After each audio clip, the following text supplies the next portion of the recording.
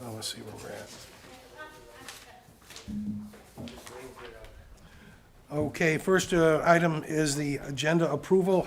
I'd like to make an addition to that we introduce the Honorable Dr. James Watkins Esquire to help with the presentation of the metal detectors. And those titles are honorary and quite temporary, if you don't mind. Sure. Do we have a movement to accept the agenda? Motion With the amended agenda. with the amended. Second. All take a vote. All in favor? Aye. Aye. No, it's, Okay. we're missing one, but Still got the quorum. yes. So, good. All right, first item on the agenda is employee health insurance. Good afternoon, committee.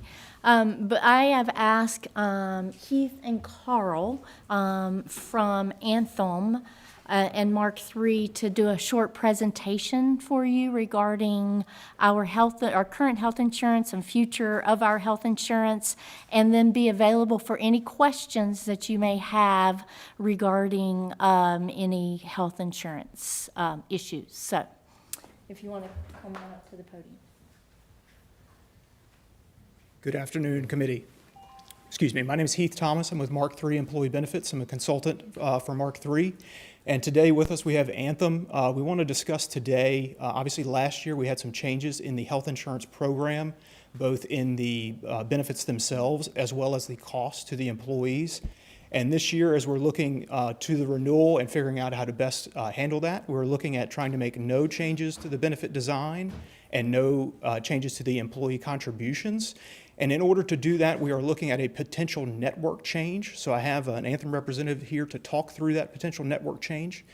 We have, across this transition with other groups around the state, it has gone very well. You'll see that there are some financial savings that are available with this transition. There is obviously some disruption. Obviously there's no, something for nothing doesn't exist in the health insurance world, so there is some minor disruption, but I think that the savings will justify that. But obviously that's why we're here to talk with the committee to get you all's feelings so that we can transition into this new renewal season. So with that, I'd like to bring up Carl with Anthem. We have a short presentation and then we'll be here for questions. Good afternoon. My name is Carl LaFernie with Anthem and appreciate the opportunity to be here today. I first would like to continue to share just appreciation for the school board's decision to be with Anthem, and as you consider your renewal, options going forward. We're certainly very appreciative of your business. I also, just for your awareness, I live in the local area, so I live and breathe. I've been with Anthem for 23 years, and so all here locally. If you look to page 2 of the few pages that has been shared, there is the network, provider network that you are using now, your employees are using now, is our PPO network. It is the largest provider network in the state of Virginia, as well as in the country across the United States. The network change that Heath, or option that Heath referenced, was specific only to Virginia providers. That is the alternative network we have is Health Keepers. So again, just only in Virginia. The provider network outside of Virginia that your employees have now will not change if you choose to move forward with the alternative network. It is only in Virginia. Health Keepers, while it has been a very long-standing alternative network for us throughout Virginia for many, many years, from a pure size perspective, it's very comparable to the PPO. It is a little bit smaller.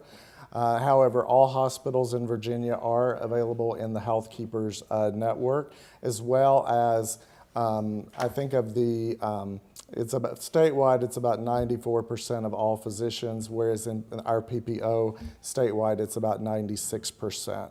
As Heath referenced, there are some savings opportunities for, we know healthcare costs continue to rise both in our society as well as regionally as well. So there are some cost savings available in our provider arrangements with providers that accept Health Keepers. So there is an opportunity there to help offset future premium increases. I do want to point out that from a lab perspective, currently your employees have access to LabCorp and Quest as preferred reference labs. That will continue with Health Keepers. Diving into, if you go to the next page, diving into just a little bit more from a data perspective, we took the providers that your employees use now. This is only schools data. If you'll look at the very first row, it says there was 3,100, if you look in the middle column, 3,160 total records. What that means is that are provider locations of providers that your folks are seeing. That is as it is today, that are PPO. Of those 3,160 providers, there is a match of 98.29%, or 3,106 providers. So it is a very strong match. From what I see just in my every day-to-day job, this is an excellent match. So I would certainly have no qualms at all about recommending your consideration to move to Health Keepers. You'll also, if you go down to the bottom, just from a total dollars perspective, the number even goes up even more to where it's almost a full 100% match from the total spend you have today on the medical side. So I think, again, I'm open to any questions that you might have, but again, would strongly recommend your consideration of Health Keepers. Just as a context, we have had in the last few years some other significant employers of size in the local area, to include a large private university as well as a large manufacturing company that have converted to Health Keepers as their sole provider network option with Anthem. What do we lose? What do you lose? That's a good question. We were having a earlier conversation. What I see primarily is up till now, and this isn't actually good news that I'm pleased to share, up till now, from a physical therapy perspective, you currently have, again, the PPO, and the primary PT providers here locally are Ortho Virginia and Rehab Associates. Historically, for Health Keepers, The only PT provider of significance has been Ortho Virginia. However, we are in final stages. Financial terms have been agreed to with Rehab Associates, and so they would be coming into the provider network.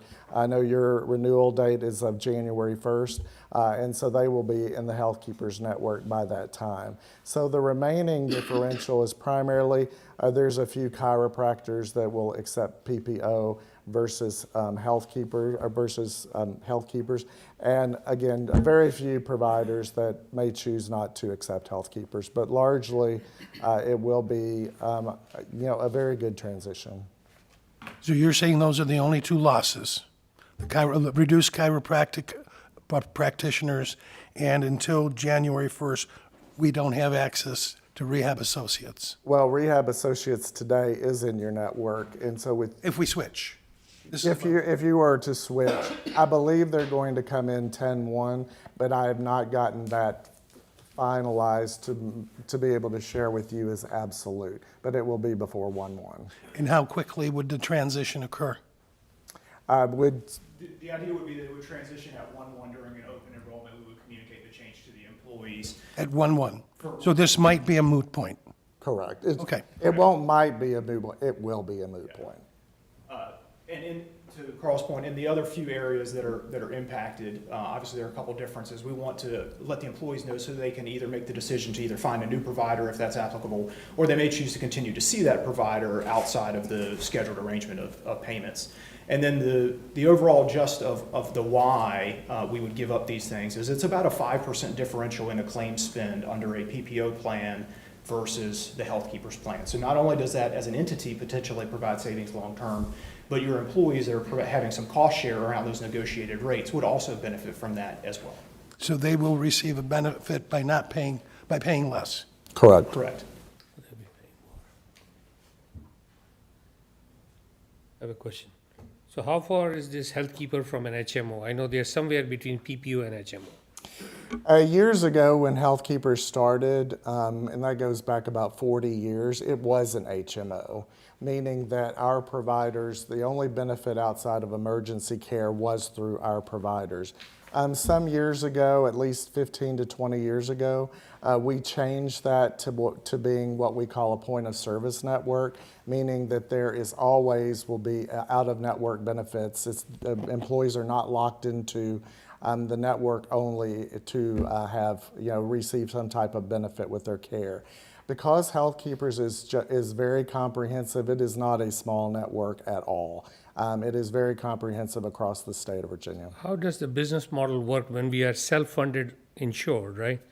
And you guys just channel the benefits out to the providers? We have separate agreements with our providers, one for the PPO and then one for Health Keepers, and they can choose of their own volition whether to participate in one or the other or both. And so the vast majority choose to participate in both. Because when he says 5% savings on premium, so it, as you said, nothing is free. 5% of the claims downstream. So if you were to go in and have a $100 claim under Key Care, it likely would be in the $95 range under Health Keepers. Somebody has to eat up that cost. That's the provider has agreed to do that. Is accepting a lower reimbursement. I'll give you my example. I used to take Humira. And, with Abbott Labs, you can have a $200 deductible, you can have a $100 deductible, you can have a $5 deductible. Sure, With absolutely. HMO, the patients end up eating most of the cost, so you reduce the premium, but you're paying on a monthly basis when you are on these heavy-duty drugs to keep you alive. And just to clarify, this is medical only. This does not pertain to any changes in your pharmacy benefit program. It is just on the medical side. Well, the medical side too, the doctor will not write prescriptions if the policy is not going to cover it. You know what I'm saying? There's going to be no change to covered drug, no change to the formulary, and also no referrals will be needed under this plan as well. I know that's a big concern under the current benefit. There are no referrals needed to see a specialist. That would continue under the Health Keepers program. Let me give you another example. My wife ends up in for labor, and then the doctor is not doing a C-section. The 12 hours have gone by because the HMO is not gonna approve that. Our medical guidelines and criteria for approving care or reviewing care is exactly the same under PPO versus health keepers. There is no difference at all between clinical policy with respect to approving care. None. It is the same. So how much premium will have to lift up to keep the PPO in place? Will there be a change in premiums to keep us at neutral, no red, no black, you know? You're talking about what our employees pay on Yeah. a monthly basis. That calculation hasn't been made available yet. That's something, once we make this decision, that I'll calculate.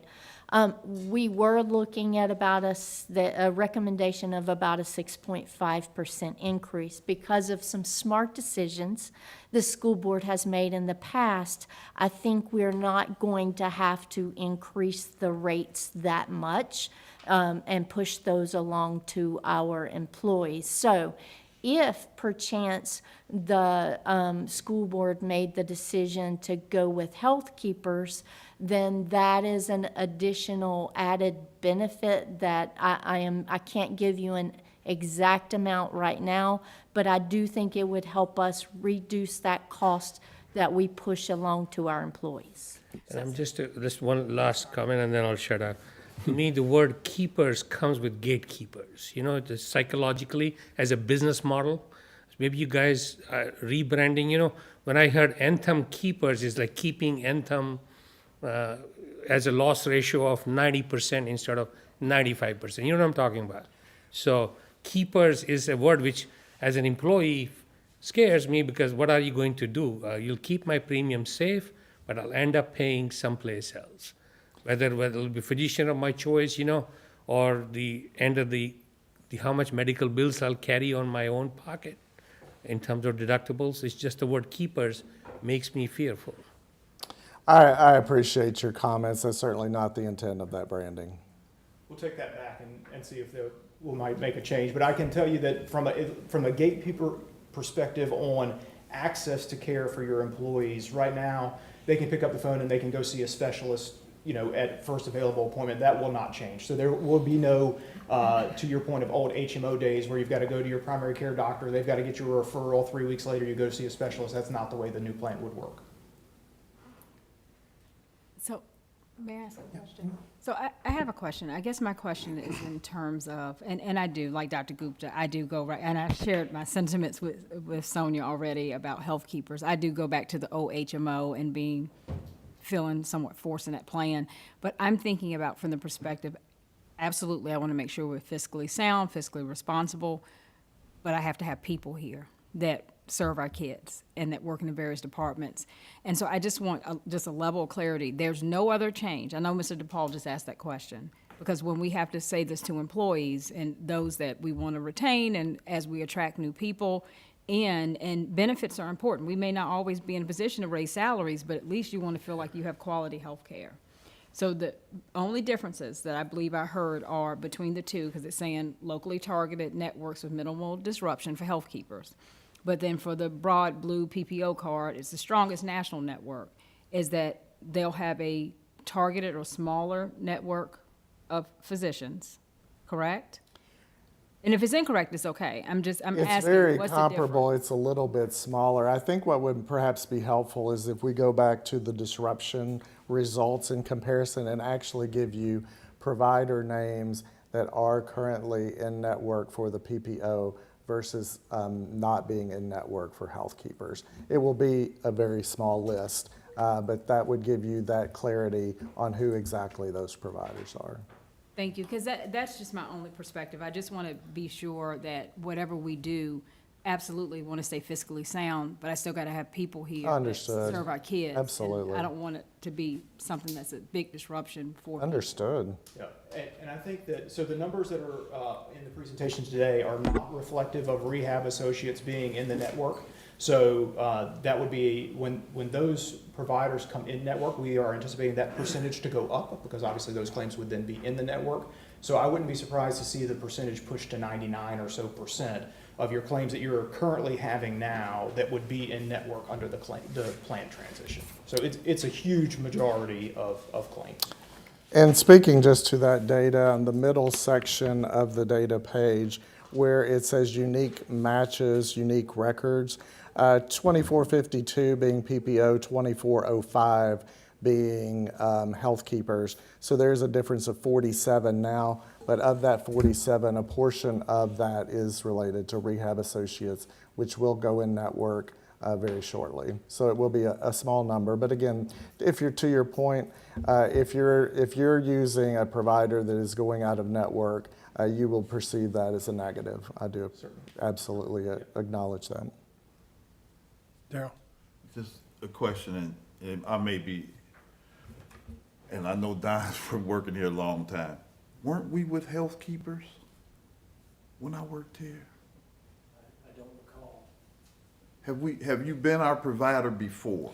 Not I remember before, having- you were a long-term Piedmont customer. We would Then we assert- went to Health Keepers. No, Health didn't? Keepers is Anthem. Piedmont, believe me, we would have liked to have had your business well before we got it.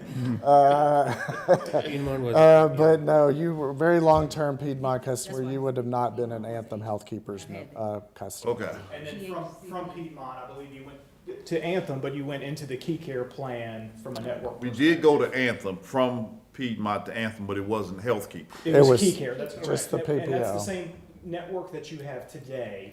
We've made some various, minor plan tweaks, specifically last year, and then you got the approval of the premium increase. But the network hasn't changed until this, what we're proposing this year. Okay, what I'm hearing is that when we go to this, if we choose to go to this, that's when we'll find out what the true hit in increase in premiums to the teachers are. That's what I'm hearing. What I'm getting from this is it was a Congress member that said we need to pass this in order to find what's in it. I'm not in favor of that. I want to know the numbers before we go there. If this is going to work, we need to know the numbers before we agree to this. So it's not like we're going to say, let's go do this and then find out. I want to know the numbers before we vote to go there, okay? Yes, sir. So, I'm surprised you didn't come here with that information. so we know what the potential, obviously it depends on what the claims impact will be in the following year to know what the exact number of savings will be. But what we are anticipating based on projections, that is if the Health Keepers network is put into place, that will generate enough potential savings that you would not have to increase employee costs for the 26 plan year. But if the goal is to not implement Health Keepers, then I would anticipate there would have to be some additional costs. And that's, I think, to Sonia's point, was we were working that out depending on what this conversation is as to where you think you might want to go. Not that it has any bearing on what you do as an entity per se. The city is eyeing the same look from a financial perspective to make this transition to this network as well, because they're looking at it from a financial savings area. I get that. Yeah. My point is when I evaluate a financial situation, I will compare my projected suggestions to their previous performance. No guarantee that previous performance is going to guarantee future performance. My point to you is, why don't we see the comparison of this last year? What it could have been? It's on slide 2. So on slide 2, roughly right now, the 5% savings is an approximation of about $600,000 for you as an entity. That's Based on previous, based on previous year. So if things stayed the same, that would be what we anticipate the savings would be for 26 as well. okay, I And now didn't catch that. if claims go up, then that percentage will change, obviously. I get, it would have gone up under the other program too. Yes, Certainly, absolutely. I missed that, I apologize. Thank you very much. Sure. Yes, sir. yeah. You have anything? Yeah, coming in on the tail end of a lot of this information. Not quite sure, but, we always want to make sure that the city's gonna save money. And I don't know the former policy, what we had in terms of comparison, and also the rate for teachers and all that. I would like to get a little bit more on that, because I have don't know. You all have that? We'll get that to you. Yeah, if we can get that, and I can see the comparison, the previous policy or whatever, and then see where you guys are going with this, I would like to be able to support it. Yeah. Anything that helps, especially the teachers. Thank you. I have one final comment. Just for the CFO and the superintendent. You know, we are not the highest paid employers in the region. As you just said, rightly said, benefits is one thing which is, we are able to attract teachers to our unit. And the question which comes to my mind is that disruption worth, you know, the hit we may get on the recruitment side? And I have not heard a number, and a chair may have it. How much are the savings in dollars and cents for switching to Anthem keepers in premium? It's approximately $600,000 off of the claim savings for next year, assuming the Whole claims year. stay the same. So it's about $50,000 a month. Could you, yeah, okay.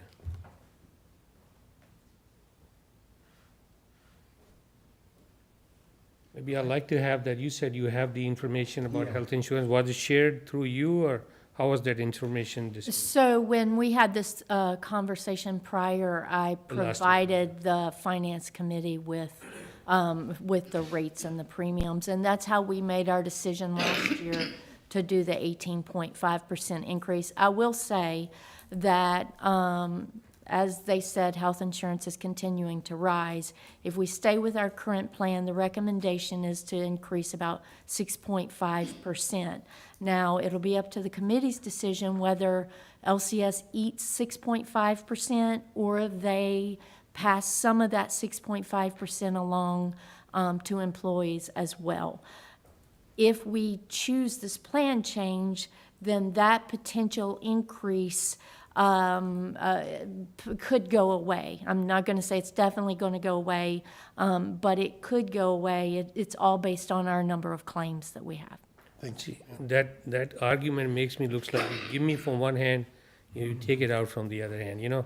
It's like you feeding me a piece of bread, but it'll be a smaller size piece of bread. But we can have more discussion. Thank you. Yes, sir. Thank you. Anything else, guys? If I may make one more comment. So we are approaching quickly to open enrollment, and during open enrollment is where we have to provide this information to our employees. So hopefully we can get you the data you need to potentially make that decision within the next month or so, so that we can get those materials to provide them to our employees to make their decision on what they, who they choose for an open enrollment, so. I'd make a motion that we bring this to the board with all the information so it can be discussed. Yes, sir.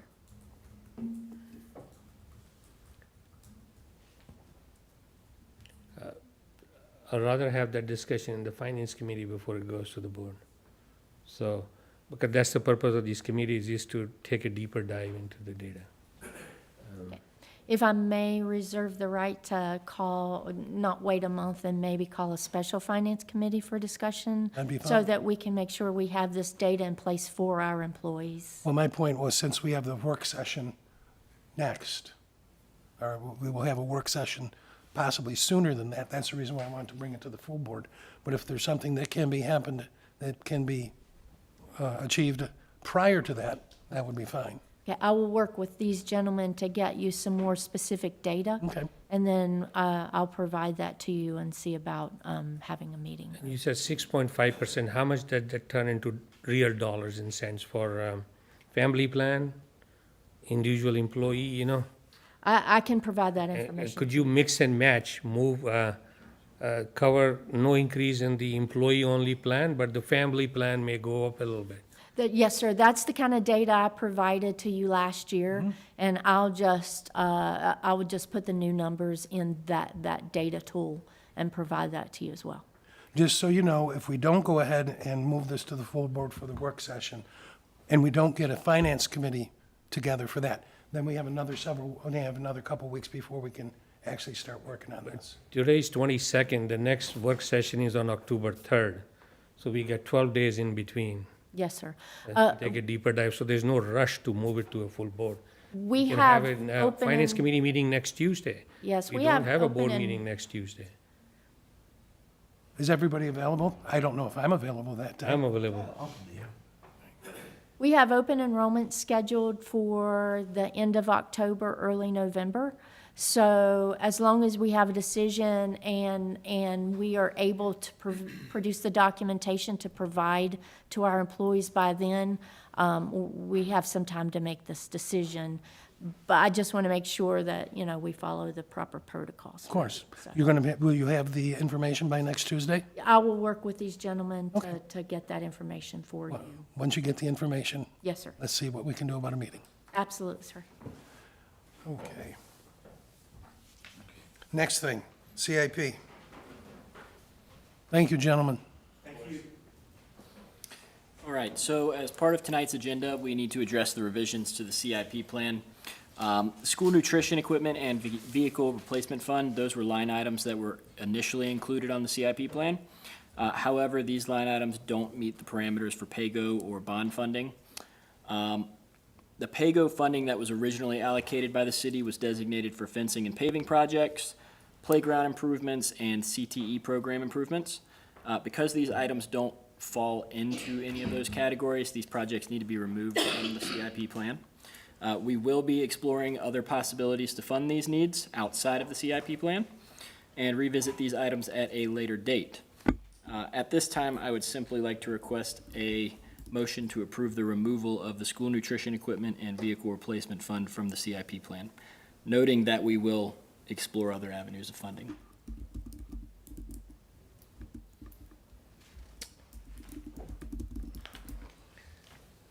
The savings you projected last time when that guy was here, how much of the savings will still be there going forward without, you know? Remember, Madam CFO, you had that 200-some thousand dollars in potential savings. Is there still potential for some savings in that line? For maintenance costs, you were talking about the savings for maintenance So costs. hypothetically, you replace 2 vehicles.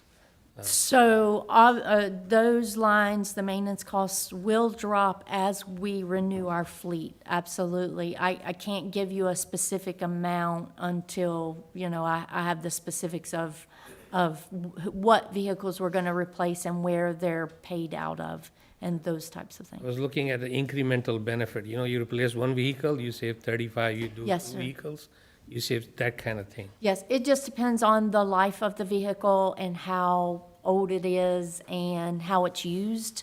So there are a lot of variables when you're determining an analysis like that. So there's not one amount that's savings per vehicle. It depends on the vehicle's use and the mileage and those things. We could try to do an analysis that would give you a per vehicle savings, but I can't give you one off the top of my head right now, so. So what you're saying is whether or not we pass this or make a motion, you're not gonna be able to do it anyways, right? Correct. So it's technically a formality that we have to come before Facility and Finance Committee to ask for approval to do anything to this plan. So I can't hit the backspace button on any of these line items without seeking approval first. Those are the dollars that city council was supposed to bring to us, right? So the allocated funds that were for PAYGO, so the total would be $10 million, okay? PAYGO's not included in that 10 million, so it technically comes out to a total of $10,950,000. That $950,000 is the PAYGO funds. That was only appropriated for the paving and fencing projects, playground improvements, and CTE improvements. So we're outside of the parameters of that description. School nutrition equipment doesn't fall into that category. Vehicle replacement fund doesn't fall into that category.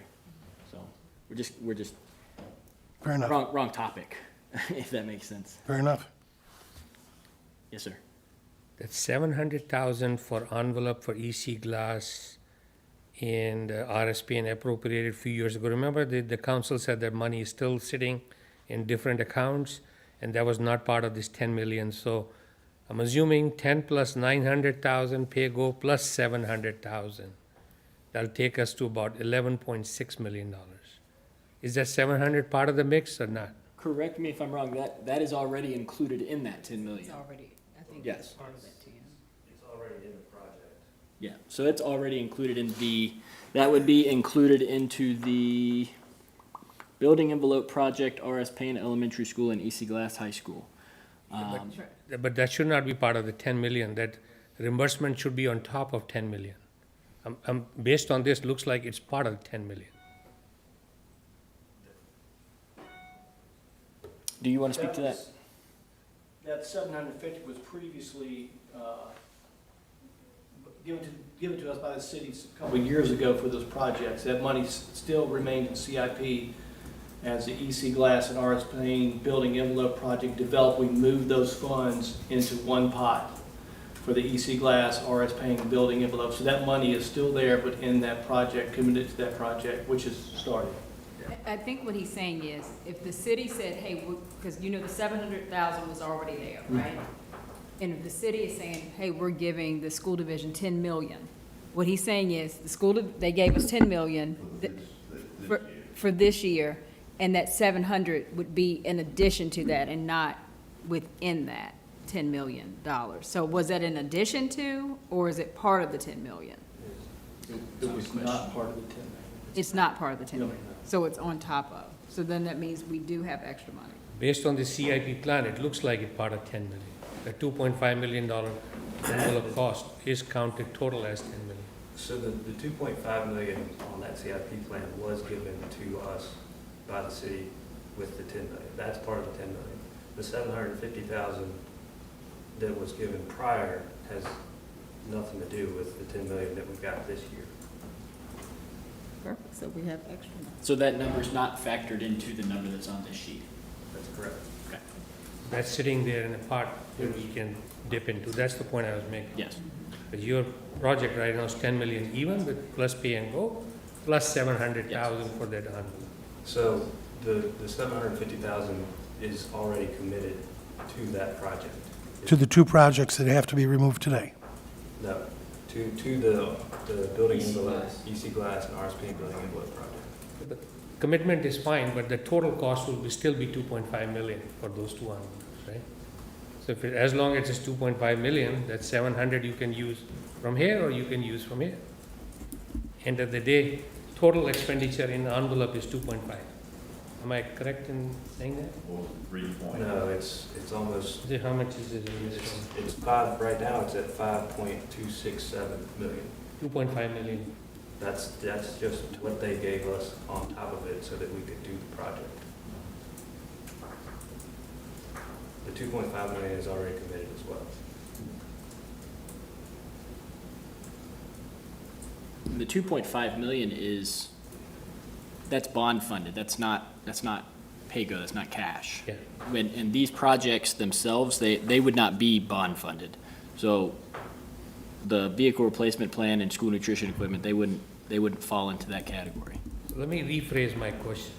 What will be the total cost of envelope repair at EC Glass and RS Payne The total cost of the project. of the project? Right now, it's 5.267 million. $5.27 million. Yeah. So we are asking 2.5 in the CIP now for these two schools, right? That means rest of the project will be left not completed at a later date, which doesn't show up in the future years. No, we already there was already funds allocated to those projects. From the previous CIP. Yes, previously. If I may, there are other project numbers that we have been approved for by the city that have other funding other than this $10 million commitment. So there are other, EC Glass, RS Payne has their own project number with the associated amount budgeted for that. That's not included in this amount.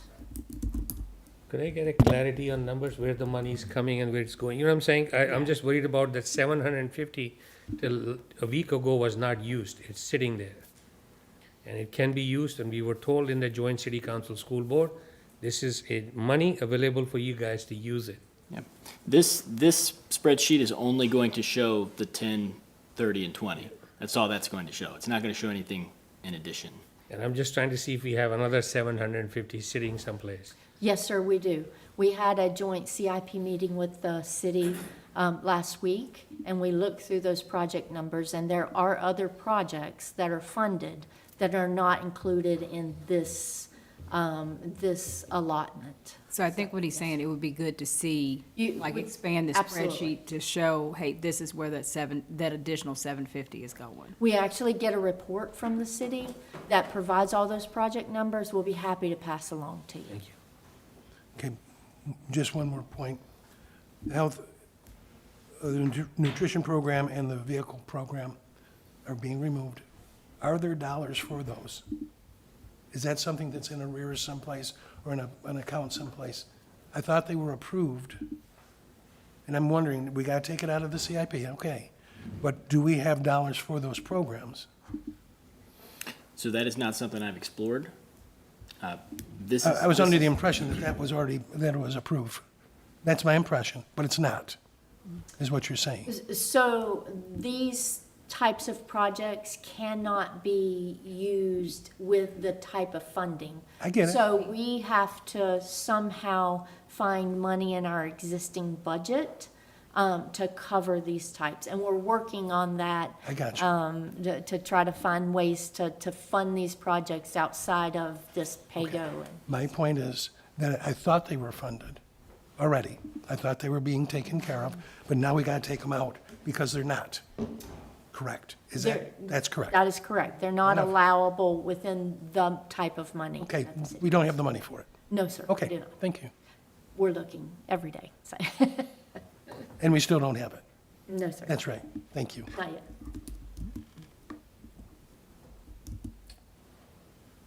Do we have any contingency reserve money left over on the city side? So we do have $1 million for healthcare contingency, and we have a little over $400,000 for health insurance reserve fund and textbook reserve fund. The contingency money was provided in 2005 for that. We currently don't have a contingency line.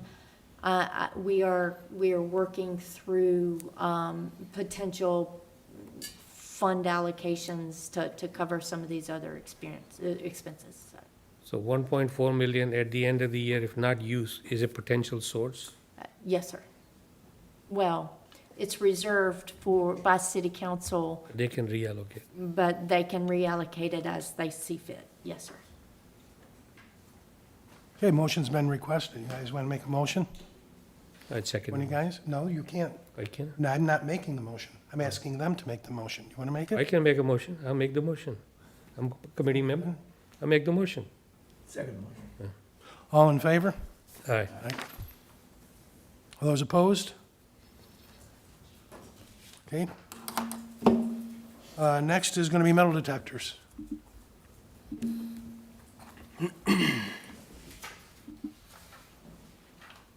You got a slide? Yes, sir. Oh, Lord. I kept it simple, and you really don't need to really dig deep into the presentation, but it's there for your benefit if you'd like it. So today, Lynchburg City Schools Administration is requesting to move forward with the process of purchasing and implementing the use of metal detectors at our high schools. Our primary goal is to approach this as a proactive measure to strengthen the overall safety for our students and staff. We would like to develop and communicate a clear path for this phased implementation at both high schools, ensure the safety and security of our staff and students, and also engage families and stakeholders in the process. We do have funding available to support this phased initiative by way of leveraged contract savings, thanks to our wonderful Chief Financial Officer. As you can see on the slides and also the one-pager provided, we have several key players in this process. I, along with the help of Nick Caputo, Coordinator of School Safety and Security, will lead this work in close collaboration with our school resource officers, school security officers, and high school principals. Mr. Caputo and I will also work with our communications department and supervisor of communications, Austin Journey, to ensure families and stakeholders are fully informed throughout the process. Throughout this process, we will also assemble and utilize a committee to include voices from our families, staff, school board, administrators, and other necessary stakeholders. If this committee grants approval, we will present the full plan for approval by the school board on October 7th, as noted on the key elements slide. This plan will include a variety of data, operational design, training plans, and engagement strategies. To better support the conversation tonight, we have also provided a projected timeline for the process if approved to move forward. We are aiming to begin trial implementation at the first high school in November of 2025. At this time, our team is prepared to take your questions, and if there are none, we would ask that the committee please make a motion to approve the item. You're just looking for permission to investigate this? To dig into it, to come up with the plan, look into costs. Grant to- funding, grants. There's several avenues. Grant's not one that we're looking at right now. We are looking at leveraged contract funds For this project, for this project, yes. for this project, money that we already have. Yep. This might be a good time to get Mr. Watkins and Mr. Caputo up here to voice some comments.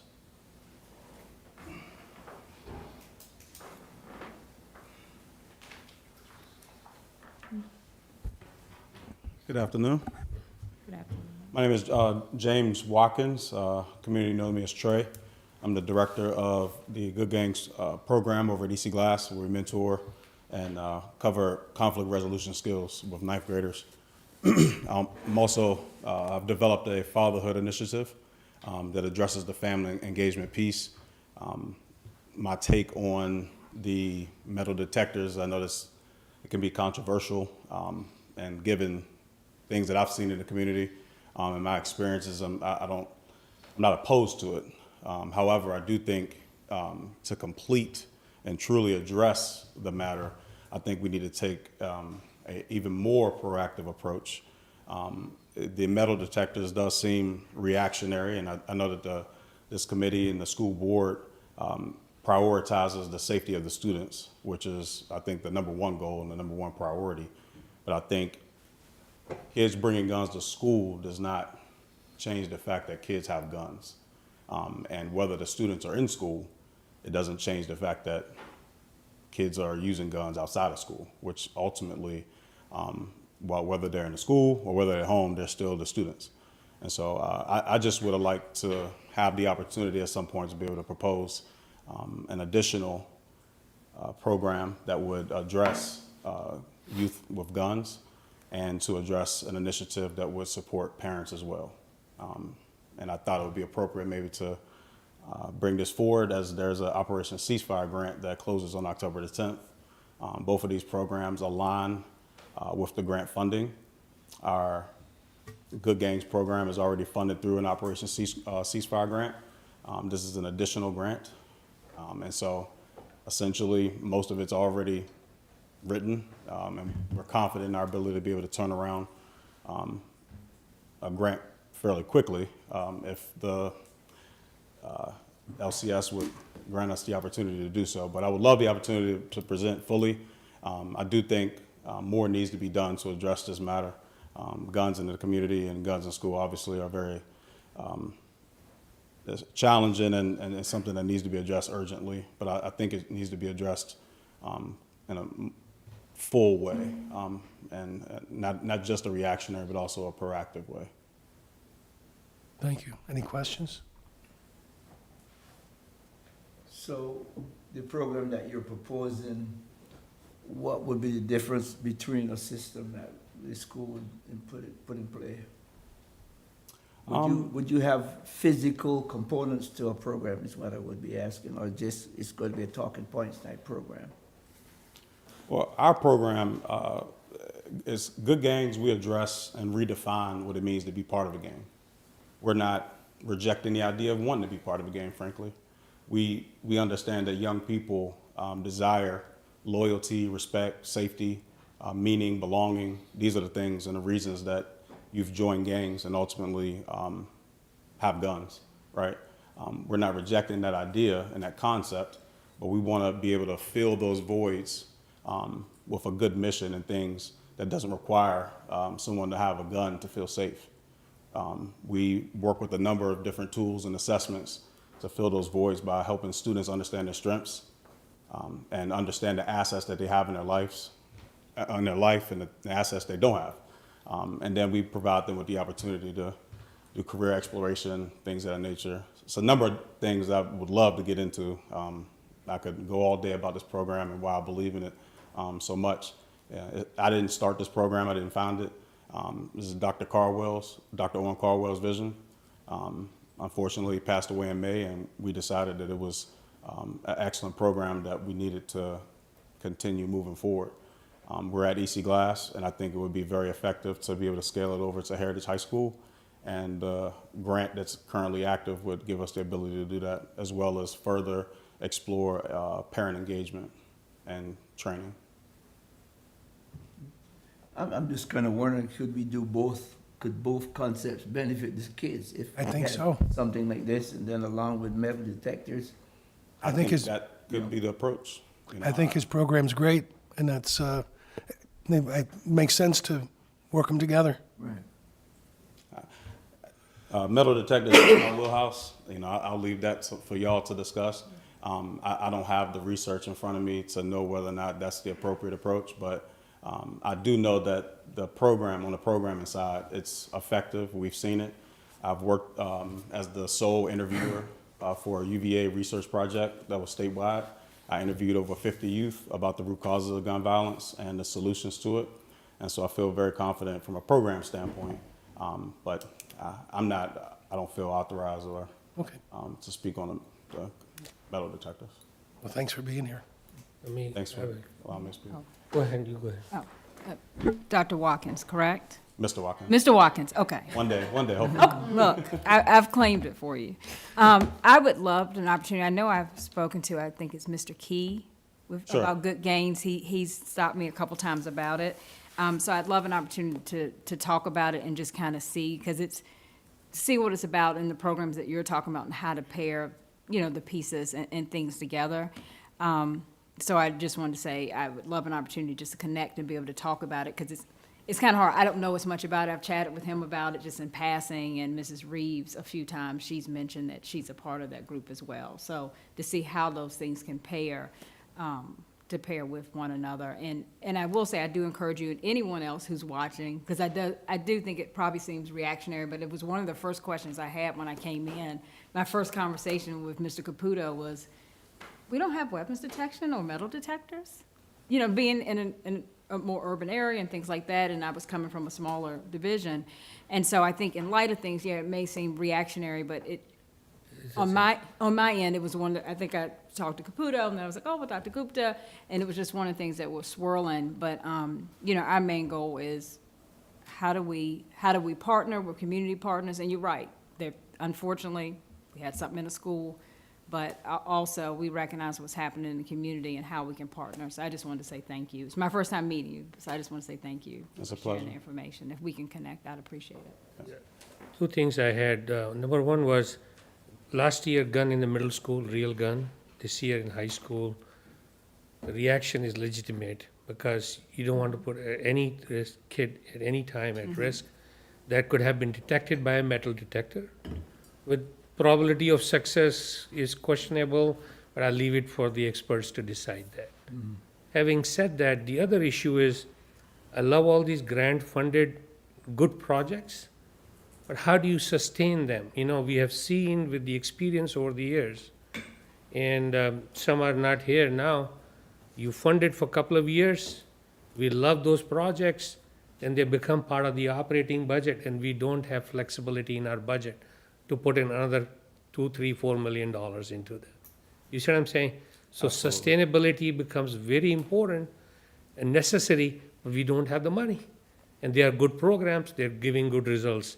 We are getting funding cut by the city, by the state, you know what I'm saying?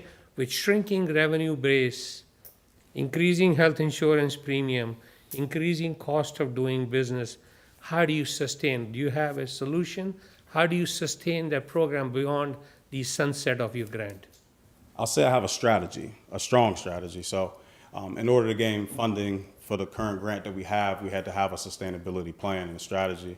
One of those strategies was to develop a coalition for youth gun violence, which we have the 40 Ways Coalition. And like I said, the untimely death of Dr. Carwell earlier this year. We've had to move slightly in a different direction with that. However, we've restructured our program with the University of Lynchburg and also with the help of several schools at the University of Virginia to align our program in a way that gives us the ability to fundraise and sustain this funding moving forward. We've been able to fund this program for about 4 years now by the end of July, and we're currently under a desk review or on-site review to extend the funding that we currently have at EC Glass through the University of Lynchburg from the Operation Ceasefire grant for another 3 years. But like I said, the new grant would allow us to be able to scale the program over to Heritage, and it gives us a strong, it will give us strong data and give us strong ability to be able to fundraise and also apply for more grants to sustain the program. Has it been vetted out with the superintendent's office? No, but things have been moving very, very quickly. We've been very diligent and working very hard to get this program to align with everything that the Attorney General's office needed from us to, when you have turnover like that and untimely death, and we had to, just do what we could. But we've been able to get everything, all the paperwork and everything going, and we feel very confident. We've sustained strong relationships with the admin at EC Glass, and our program's off to a good start, and we're pouring more and more into it. We're just looking for more support and an opportunity to be able to carry this thing out and carry it forward. So with the grant, that isn't anything on our end. You all are doing the grant. You would handle those resources, and then, in a sense, we would just be, hey, a partner that's receiving the grant, or we provide space or something like that. So the initial Operation Ceasefire grant was they set out to allow the top 12 cities in the state of Virginia to have funds to be able to address gun violence due to the spike in gun violence and crime during COVID. In this recent round, they've decided to do the grant through local government agencies. And so we would have to apply through Lynchburg City Schools or the Lynchburg Police Department. But based on the programming that we provide, it's designed to partner and work with Lynchburg City Schools. And so we would have to apply through Lynchburg City Schools. However, we have a grant that's already been approved by the same office and just recently approved again through quarterly reports. And so we feel confident about where we are and what we're doing and our ability to be able to turn the grant around in such a narrow window.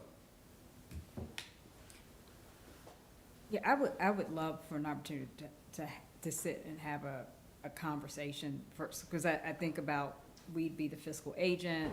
There are several things. If there's personnel that's hired because of it, what does that plan look like for the long term and everything? So I'd love to sit and connect, and particularly connect with you and with Ms. Jamies and any other internal staff that could potentially, what that impact is. What does the grant look like as a whole, the stipulations and everything? I fully understand all the concerns, and I would raise the same questions. I just see this as a blessing and a huge opportunity to be able to continue to activate another program that is going to address an issue that I think should continue to happen more and more frequently in the schools, in the police department, in the city hall, and in the community and every church. This is a huge problem. I've listened to police chiefs across the state talk about this issue extensively. I've spoken with gun violence coordinators in Roanoke and Richmond and all throughout the state, and it's what we have in Lynchburg is a problem, but if we don't act soon, it can be an even bigger problem that will cause the need for even more funding. Could somebody kind of give us a background on what type of security we have right now in the system, if any, in the school system? Mr. Caputo. Yes. Thank you so much. Yeah. You're welcome. Thank you. Thank you. Hello. Hello. First of all, I love what he brought forward. And I have a couple things that I like to throw out there. And one of them is you can't connect the dots unless you collect the dots. And I think he's talking about collecting the dots and then connecting them to come up with a solution. I think you all know that Monday through Wednesday last week, I was in Washington, D.C., talking to congressional leaders about school safety. The biggest thing that we were talking about was fishing upstream. Instead of being reactionary in our efforts, let's start fishing upstream. Let's look for the root of the problem. Mental health was a big thing we talked about. Funding obviously came up with that too. So with what he's bringing forward and with the implementation of these metal detectors, it's a great addition to the security program. You have to think of school security as slices of Swiss cheese. Every Swiss cheese, every piece of Swiss cheese has a hole in it. But when you start to layer Swiss cheese on top of Swiss cheese, you start covering up those holes. And that's why you have to have a multi-tiered, layered security system. That is what we have. We have some weapon detection on a very limited scale. We have some metal detection capabilities on a limited, almost archaic method of a wand. Okay, so what we're talking about is implementing more state-of-the-art security, more up-to-date security. We have reactionary security methods that also act as a deterrent because they are there. You can see the school security officers, you can see the school resources officers, their presence is a deterrent. Just things of that nature. So if you have specific questions, I can answer those. I can go into a list of everything we have, but there is a common theme or opinion of me that I like to talk. So I'll try to hold that a little bit and answer your questions directly. I have a couple. Yes, sir. On the operational design, my concern is, bus riders come in one place. Kids that drive themselves come in another place. Kids that ride with their parents come in another place. I'm thinking just a glass. It's a nightmare. There's 3 different, maybe, and then what are we gonna do to make sure that these other access points, and I know Don has been working on an overall Yes. locking system to make sure that the person with the gun doesn't enter where there's no metal detector. 'Cause I'm sure we're not gonna put a metal detector at every door. We can't. We can't. Financially, we can't. Yeah, can't, so. And staffing. What are we gonna do to make sure that these doors that don't have metal detectors are secure, to protect? I think I can answer that without giving away a lot of our top secrets that we have. So AI. Just tell me that there's a plan in place to make sure that the non-detected doors are secure. There's a plan in place. Okay. You don't have to get specific. It's pretty interesting, but there's a great plan in place. Know that there's a great plan in place and great methods already in place.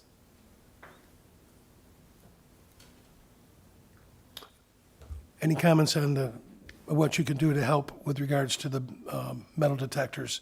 We've had a couple incidents just recently. Based on what you know, would metal detectors be a benefit? Yes. Okay? Yes, I'm in support of the metal detector initiative, if we're going to call it that. We definitely have to, pump the brakes as far as let's go out and buy metal detectors right away. No, not necessarily. It needs to be a collaborative effort. It needs to be Mr. Marshall, myself, Mr. Floyd, all involved, going through the buildings and saying, here's our weak points, here's our choke points, this is where it could be most effective. Then we have to bring in the principals to say, how are we going to staff this technology? Because it doesn't stand alone. You have to staff them. And then from my point of view, former police officer, I have a staff of former police officers. We're trained on what to do if we find a weapon. The art teacher, the violin teacher that might be helping out, and this is an additional duty assignment for them, they're not trained on what to do.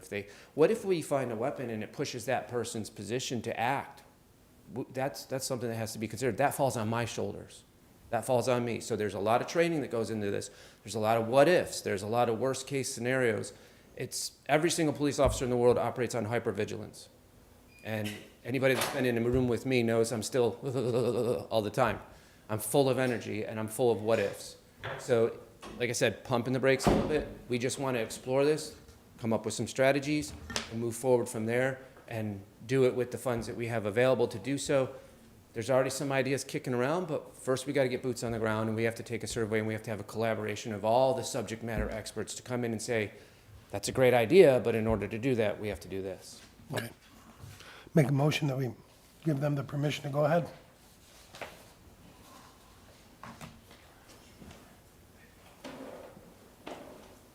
So, but we're talking about a trial implementation in October. Not an implementation, that they're going to get the data together. Okay. That we give them permission to go ahead and start the process. Okay, so we're, okay. And are we saying that this is gonna be totally grant funded as well? No, this these are, is this is not- paid for. This is paid for, okay. I make the motion. Okay. And you got a second, and I just made it. Okay, second. All in favor, aye. Aye. Those opposed, like sign. Okay, passes. And hopefully after you get a chance to meet with Mr. Watkins, we can put this on the agenda for the full board. Yeah, I just want to take a look at it, because course. we've had a lot of grant issues. Okay. All right, board member comments is next. Anything?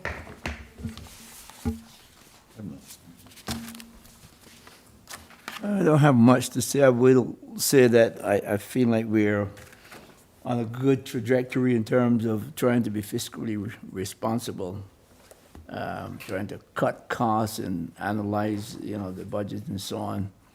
And I'm hoping that we can stay on this trajectory so we can be effective and efficient and ultimately save the district money.